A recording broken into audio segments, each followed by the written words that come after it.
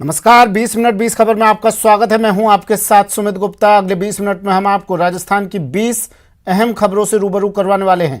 तो चलिए शुरू करते हैं 20 मिनट में 20 खबरों का सिलसिला। पाली में कांग्रेस नेता डॉक्टर यशपाल सिंह कुंपावत ने मुख्यमंत्री अशोक गहलोत को अपने खून से एक पत्र लिखा है। इस पत्र के जरिए कुंपावत ने पश्चिमी राजस्थान के वरिष्ठ कांग्रेसी नेता और पाली लोकसभा के पूर्व सांसद बद्रीराम जाखड़ को राज्यसभा में राजस्थान से प्रतिनिधित्व दिए जाने की मांग की है। कांग्रेस नेता डॉक्टर यशपाल सिंह कुंपावत ने मुख्यमंत्री अशोक गहलोत को खत में लिखा है कि बद्रीराम जाखड़ कांग्रेस पार्टी के लिए पिछले 30 साल से लगातार काम कर रहे हैं और वो पार्टी के लिए समर्पित और कार्यकर्ताओं के सर्वमान्य नेता हैं। वो कांग्रेस कार्यकर्ताओं के साथ हर सुख दुख में खड़े रहे हैं। संगठन पर उनकी मजबूत पकड़ है। ऐसे में उन्हें ही राज्यसभा जाने का मौका मिलना चाहिए। मैंने रक्त से पत्र लिखकर राजस्थान के माननीय मुख्यमंत्री श्री अशोक जी गहलोत साहब से ये मांग की है कि हमारे लाडले पूर्व लोकसभा सांसद बद्रीराम जी जाखड़ को राजस्थान से राज्यसभा में प्रतिनिधित्व दिया जाए। पूर्व सांसद बद्रीराम जी जाखड़ पश्चिमी राजस्थान के सर्वमान्य नेता है।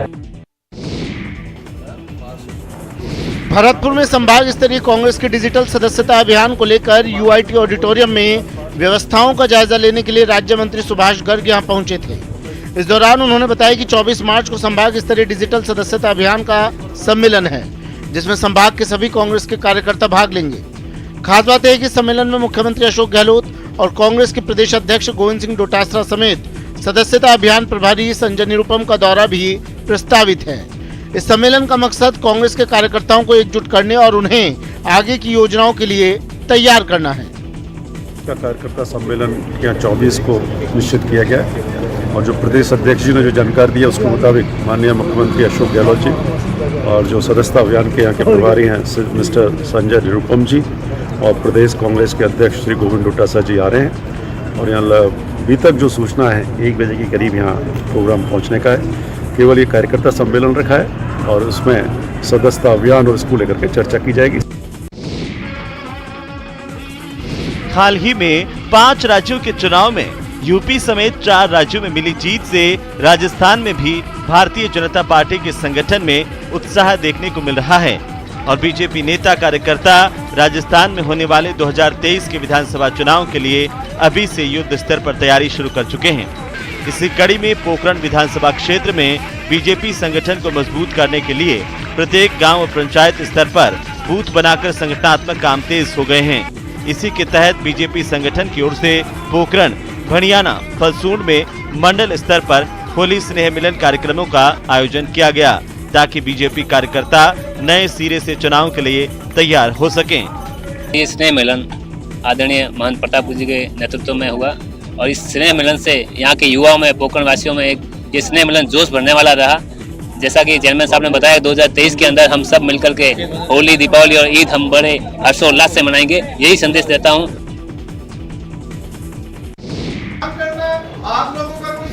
सुजानगढ़ के गांधी चौक स्थित बीजेपी कार्यालय में बीजेपी के प्रदेश उपाध्यक्ष मुकेश दाधीच ने कार्यकर्ताओं की बैठक ली और सालासर रोड पर तोड़े गए स्वागत द्वार के मुद्दे को लेकर आंदोलन की रूपरेखा पर चर्चा की। इस दौरान प्रदेश उपाध्यक्ष ने कहा कि स्वागत द्वार पर लगी राम दरबार की मूर्तियों को जिस तरह से गिराया गया उससे हमारी भावनाओं को ठेस पहुंची है।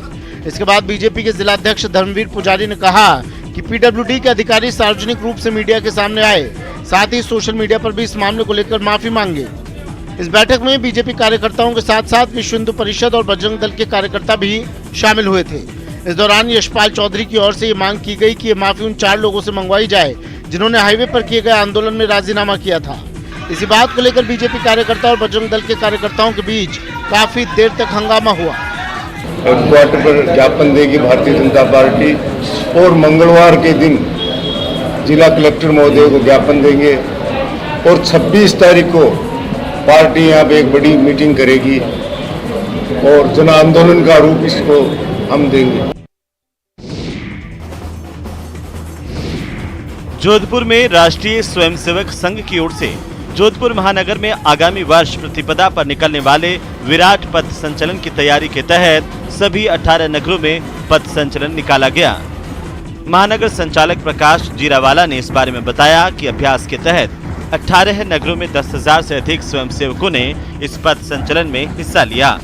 इस दौरान सरदारपुरा में हुए कार्यक्रम में प्रचार प्रमुख मनमोहन ने एक सभा को संबोधित करते हुए कहा कि कोरोना की वजह से पिछले 2 साल से संघ का काम प्रभावित हुआ है। ऐसे में स्वयंसेवक पुनः शाखा तक आएं और फिर से उनका काम शुरू हो, इसी मकसद के साथ संघ संचलन का ये कार्यक्रम आयोजित किया जा रहा है। आगामी 2 अप्रैल को वर्ष प्रतिपदा उत्सव निमित्त जोधपुर का बड़ा महानगर का एकत्रीकरण रहने वाला है केशव परिसर के अंदर, जिसका लक्ष्य हमारा 11,000 पूर्ण गणवेशधारी स्वयंसेवक कार्यक्रम में आएंगे। कार्यक्रम के पश्चात अलग अलग विभिन्न मार्गों पर पथ संचलन का भी आयोजन रहेगा। प्रदेश भर के सरपंच 22 मार्च को जयपुर में विधानसभा का घेराव कर सकते हैं। इसे लेकर प्रदेश भर के जिलों में तैयारी चल रही है। अलवर में भी जिला सरपंच संघ ने बैठक कर जयपुर जाने की तैयारियों पर चर्चा की है। इस बैठक में जिला प्रमुख बलबीर छिल्लर ने भी भाग लिया। इस बैठक में सरपंचों ने फैसला किया कि अगर उनकी बात नहीं मानी गई तो फिर वे सब जयपुर जाकर विधानसभा का घेराव करने को तैयार हैं। आपको बता दें कि इन सरपंचों की मांग है कि पंचायत राज के अनुदान प्रतिशत को बढ़ाकर सकल राजस्व का 10% किया जाए। ग्राम पंचायत के हिस्से की राशि ग्राम पंचायतों को मिले। पंचायत सहायक, कोविड स्वास्थ्य सहायक, सुरक्षा गार्ड के मानदेय का भुगतान का अलग से इंतजाम हो। जल जीवन मिशन योजना का संचालक जलदाय विभाग से करवाया जाए।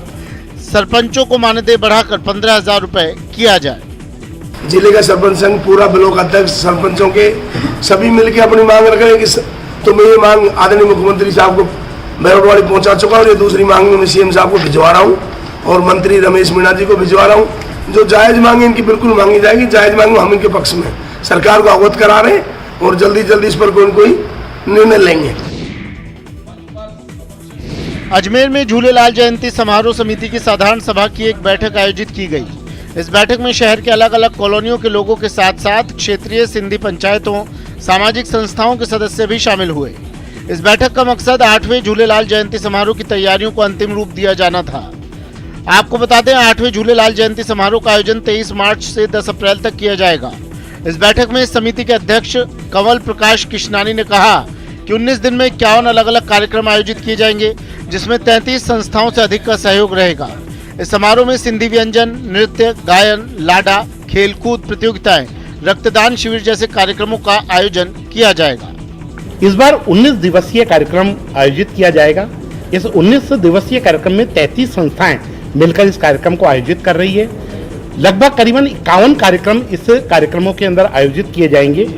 इसके अंदर सिंधी संस्कृति, सिंधी सभ्यता और सिंधी पहनावे को लेकर विशेष रूप से ध्यान रखा गया है। दिल्ली के 6 अस्पतालों में भर्ती मरीजों के तीमारदारों को अब से निःशुल्क भोजन दिया जाएगा। इसके लिए लोकसभा स्पीकर ओम बिरला ने 6 प्रसादम वैन को हरी झंडी दिखाई। इन प्रसादम रथों के जरिए राम मनोहर लोहिया अस्पताल, सफदरजंग अस्पताल, लेडी हार्डिंग अस्पताल समेत 6 अस्पतालों में मरीजों के तीमारदारों को गर्म, स्वच्छ और पौष्टिक भोजन उपलब्ध करवाएंगे। आपको बता दें वरिष्ठ समाजसेवी और आओ साथ चलें संस्था के राष्ट्रीय संयोजक की ओर से अब तक 4 अस्पतालों में प्रतिदिन 1000 मरीजों के तीमारदारों को पैकेट बंद भोजन उपलब्ध करवाया जाता था। लेकिन अब लोकसभा अध्यक्ष ओम बिरला की पहल पर इस योजना का विस्तार करते हुए प्रसादम रथ तैयार किए गए हैं। खास बात यह है कि इन प्रसादम रथों में भोजन को पकाने और गर्म करने की भी सुविधा है। बताया गया है कि इस सेवा का विस्तार जल्द ही दिल्ली के कुछ और अस्पतालों में भी किया जाएगा। केंद्र सरकार की ओर से बॉर्डर एरिया डेवलपमेंट प्रोग्राम यानी BADP के तहत श्रीगंगानगर के 4 पंचायत समितियों में 6 हेल्थ सेंटर के निर्माण के लिए 1.5 करोड़ रुपए का फंड जारी किया गया है। श्रीगंगानगर जिला परिषद के मुख्य कार्यकारी अधिकारी IAS मोहम्मद जुनैद ने इस बारे में कहा कि BADP योजना के तहत साल 2020-21 प्लान के तहत 6 हेल्थ सेंटर के लिए 25-25 लाख के फंड की स्वीकृति मिली है। इस फंड से घड़साना पंचायत समिति की ग्राम पंचायत 17 के ND, विजयनगर पंचायत समिति के 78 GB, रायसिंह नगर पंचायत समिति के 75 NP, थांदेवाला, लखाहकम, श्रीकरणपुर पंचायत समिति की 12H में बॉर्डर एरिया डेवलपमेंट प्रोग्राम के तहत हेल्थ सेंटर का निर्माण करवाया जाएगा। BADP योजना के तहत सीमावर्ती क्षेत्रों में 6 हेल्थ सेंटर के निर्माण से दूर दराज के क्षेत्रों में आम लोगों को बेहतर सुविधाएं मिल पाएंगी। बीएडीपी के अंदर हमने 6 सब सेंटर 6 ग्राम पंचायत मुख्यालय पर सैंक्शन किया है, जो कि उसका कार्यकारी एजेंसी है नेशनल हेल्थ मिशन बीकानेर से। वो 3 महीने के अंदर अंदर काम पूरा हो जाएगा। अगर सब कुछ ठीक रहा तो प्रदेश के सबसे बड़े एलिवेटेड रोड पर जुलाई से वाहनों का दौड़ना शुरू हो जाएगा और इसके बाद अंबेडकर सर्किल से अजमेर रोड सोडाला मंडी तक पहुंचने में महज 10 मिनट का समय लगेगा। आपको बता दें, जयपुर विकास प्राधिकरण की ओर से बनाए जा रहे इस एलिवेटेड रोड का निर्माण इन दिनों काफी तेजी से चल रहा है और इसका काम मई तक पूरा हो जाने की उम्मीद जताई गई है, जिसके बाद जून में इस एलिवेटेड रोड पर लोड टेस्ट किया जाएगा और सब कुछ ठीक रहा तो इस पर जुलाई से गाड़ियां चलने लगेगी। खास बात यह है कि इस एलिवेटेड रोड को अजमेर रोड के एलिवेटेड रोड से हवा में ही कनेक्ट किया जाएगा। इस रोड की लागत करीब 225 करोड़ बताई जा रही है और इस प्रोजेक्ट में कोरोना और दूसरी वजह से 3 साल की देरी हो चुकी है। मैं इस समय राजधानी जयपुर के सोडाला एलिवेटेड प्रोजेक्ट पर मौजूद हूं, जिसकी उम्मीद की जा रही है कि जुलाई में इस प्रोजेक्ट को आम लोगों के लिए शुरू कर दिया जाएगा। मई तक जेडीए ने दावा किया है कि इसका तमाम जो काम है वो पूरा हो जाएगा। अभी 90% से ऊपर ये काम यहाँ पर पूरा कर दिया गया है। आज से 60 दिनों के लिए जैसलमेर नहर विभाग ने नहरबंदी की शुरुआत कर दी है। पंजाब से लेकर टेल तक नहरों की मरम्मत के लिए हर साल की तरह इस साल भी नहरबंदी की जा रही है। खास बात यह है कि इस बार पंजाब और राजस्थान के 130 किलोमीटर नहर की रिलाइनिंग भी की जानी है। इस नहरबंदी के दौरान पहले 30 दिनों के लिए तो नहर में पीने का पानी छोड़ा जाएगा, लेकिन इसके बाद अगले 30 दिनों तक नहर में पूरी तरह से पानी की आपूर्ति बंद रहेगी। हालांकि जलदाय विभाग ने इस समस्या के निदान के लिए जैसलमेर के 252 डिग्गियों को नहरी पानी से भर दिया है। इन डिग्गियों की स्टोरेज कैपेसिटी 450 करोड़ लीटर है, जो पूरी तरह से फुल है। जलदाय विभाग के अधिकारियों ने दावा किया है कि स्टोरेज पूरा होने के साथ ही नहर में फिलहाल जलापूर्ति की जाएगी, जिससे इस बार जैसलमेर में पीने के पानी का संकट नहीं होगा। जलदाय विभाग ने यह भी कहा कि जिम्मेदारों के अनुसार जलदाय विभाग की मोहनगढ़ डिग्गी में 30 दिन का पानी स्टोरेज क्षमता है। इसके तहत जैसलमेर और बाड़मेर शहर और जैसलमेर के 170 गांवों और बाड़मेर के 223 गांवों में पानी सप्लाई हो सकती है। जयपुर की मानसरोवर थाना पुलिस ने मालिक के घर से 19 लाख की नकदी और गहने चोरी करने वाले नौकर को गिरफ्तार कर लिया है। पुलिस का कहना है कि आरोपी नौकर ने चुराए गए रुपयों से लाखों रुपए का कर्जा उतारकर लग्जरी लाइफ जी रहा था। आरोपी नौकर का नाम जितेंद्र सैनी उर्फ कीडी है, जो महुआ मंडावर का रहने वाला है। जितेंद्र हनुमंत विहार के रहने वाले सौरभ जैन के घर पर नौकर था और एक दिन मौका पाकर उसने सौरभ जैन के घर 19 लाख कैश और गहने लेकर फरार हो गया। फरार होने के बाद वो लग्जरी लाइफ जीने लगा था। चोरी के 19 लाख रुपए से उसने अपने ऊपर चढ़ा हुआ लाखों रुपए का कर्जा उतार दिया और कैब लेकर सैर सपाटा करने निकल गया। लग्जरी होटलों में ऐशो आराम के साथ महंगी शराब पी, शौक पूरा करने के लिए 1.5 लाख की महंगी बाइक और 1 लाख के 2 स्मार्टफोन भी खरीदे। एक चोर को दस्तयाब किया है, वो उनका घरेलू कर रहा है। उसने 19 लाख रुपए चोरी करना बताया है, लेकिन पैसे उस 1 महीने के दौरान कहीं ना कहीं इधर उधर उड़ा दिए हैं सारे। फिर भी प्रयास किए जा रहे हैं बरामदगी। चित्तौड़गढ़ के सदर थाना इलाके में एक बुजुर्ग महिला के साथ चेन छीनने की वारदात सामने आई है। बताया जा रहा है कि सिंधी कॉलोनी की रहने वाली बुजुर्ग महिला कोमल नेबनानी मंदिर से अपने घर लौट रही थी। इसी दौरान बाइक सवार 2 लड़के आए और झपट्टा मारकर उनके गले से सोने की चेन छीन ली। हालांकि इस महिला ने चेन में लगे सोने के लॉकेट को कसकर पकड़ लिया, जिससे वो लॉकेट उसके हाथ में ही रह गया, लेकिन सोने की चेन छीनकर बदमाश भाग निकले। जैसे ओम शांति धाम से माथा टेके और गले में जैसे बुरी दो बाइक सवार थे। एक पीछे वाला था, उसको ब्लैक कलर की टी शर्ट पहनी हुई थी। उसने जोर से झपटा मारा। मैंने अपने आप को बचाने की कोशिश की तो लॉकेट मेरे हाथ में आ गया और वो चेन लेके भाग गए। पीड़ित ने इस मामले में पुलिस में रिपोर्ट दर्ज करा दी है। पुलिस अब आसपास के सीसीटीवी की तस्वीरें खंगाल रही हैं ताकि आरोपियों की पहचान हो सके। अपने पास 3 सीसीटीवी फुटेज अवेलेबल है, जिसमें से एक तो हम देख चुके हैं। उसमें बाइक की जो दिख भी रही है, जिस बाइक पे बाइक सवार बदमाश आए थे, उस बाइक को दिख रही है, बट नंबर पहचानना मुश्किल हो रहा है। बट जो अपने पास जो बैंक और ATM है वहाँ पर अवेलेबल है। अलवर के मालाखेड़ा थाना क्षेत्र के निठारी गांव में रहने वाले 55 साल के कन्हैया लाल की हत्या से नाराज उनके परिजन राजीव गांधी सामान्य अस्पताल में ही धरने पर बैठ गए और पुलिस प्रशासन के खिलाफ नारेबाजी कर प्रदर्शन किया। धरने पर बैठे परिजनों और ग्रामीणों की मांग है कि मृतक के आरोपी को जल्द ही गिरफ्तार किया जाए। खास बात यह है कि प्रदर्शन के दौरान सामाजिक न्याय एवं अधिकारिता मंत्री टीकाराम जूली भी मौके पर पहुंच गए और आरोपियों को जल्द गिरफ्तार करने का आश्वासन दिया। बाद में पुलिस ने भी 3 दिन में आरोपी को गिरफ्तार करने का भरोसा दिया, जिसके बाद परिजन मृतक का पोस्टमार्टम कराने को तैयार हुए।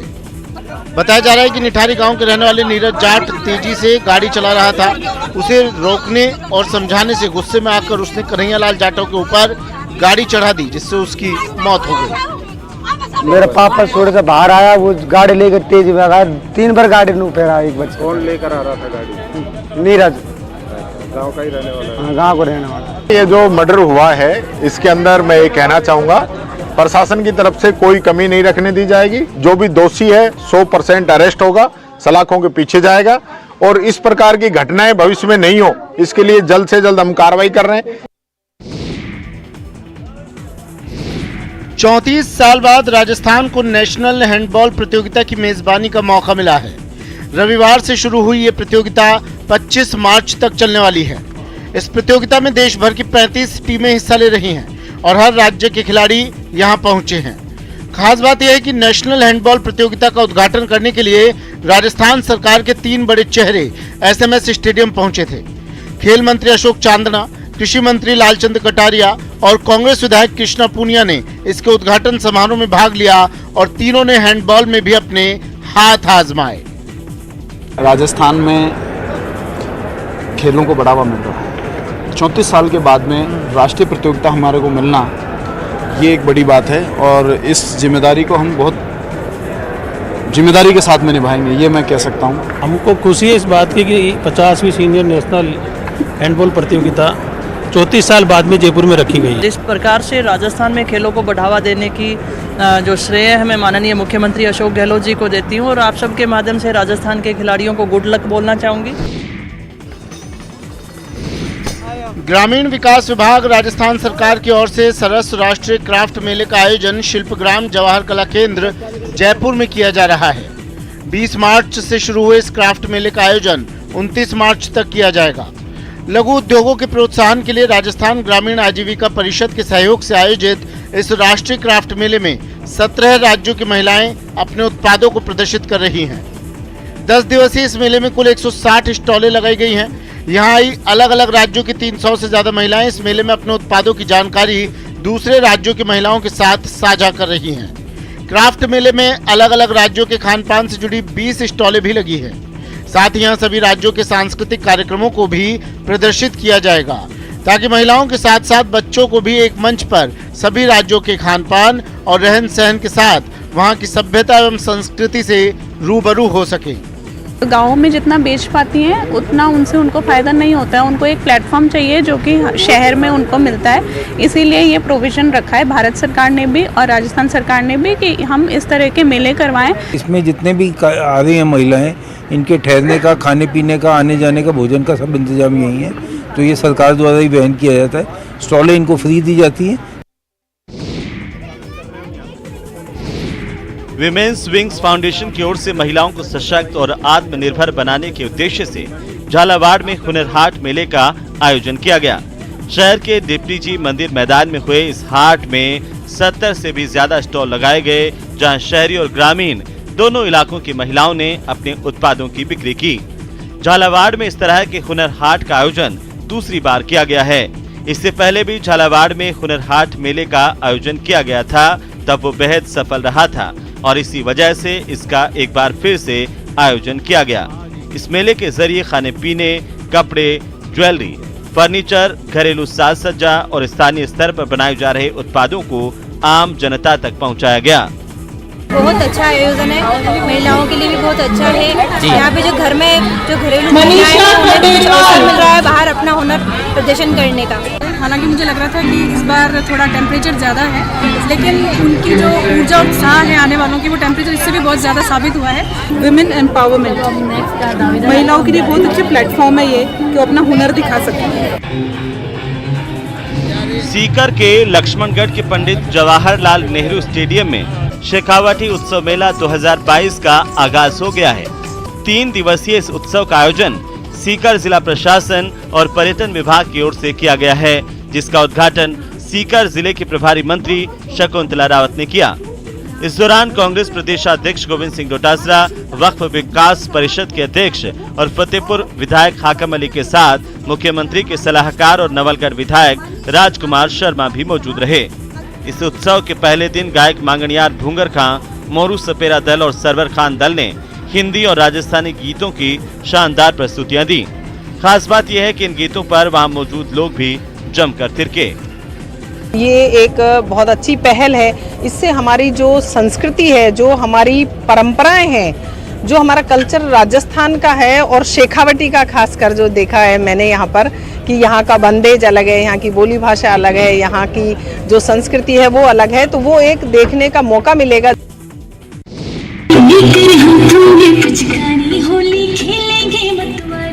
कोटा के रोटरी बिनानी सभागार में जेसीआई कोटा स्टार की ओर से होली मिलन समारोह का आयोजन किया गया।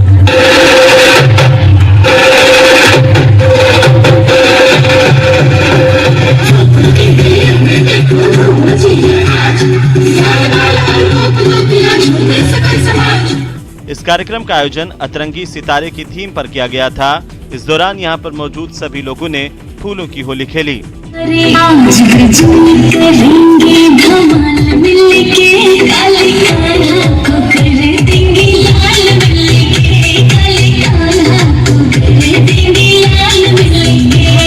जेसीआई कोटा स्टार संस्था के अध्यक्ष मोहित और चेयरपर्सन विभूति ने कहा कि यहाँ राधा कृष्ण की होली का आयोजन किया गया था और इस नृत्य में सभी सदस्यों ने भाग भी लिया।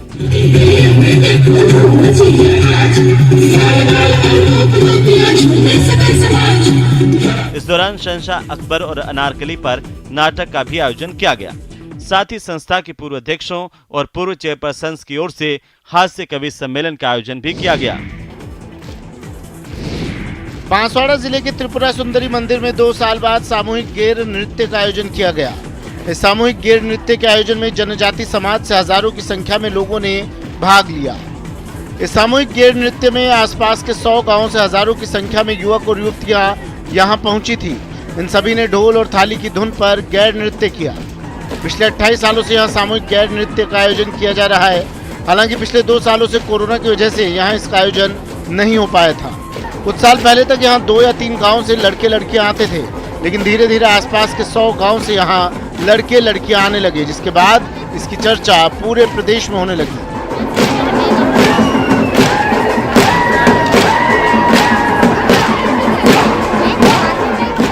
पिछले लगभग 28 वर्षों से गैर का आयोजन है। बीच में 2 वर्ष कोरोना काल की वजह से ब्रेक लग गया था। अभी इस वर्ष वापस पूरे उत्साह के साथ पूरे जिले से लगभग 125 गाँव से 8 से 10 हज़ार की संख्या में गैर खेलने के लिए बंधु आए हैं।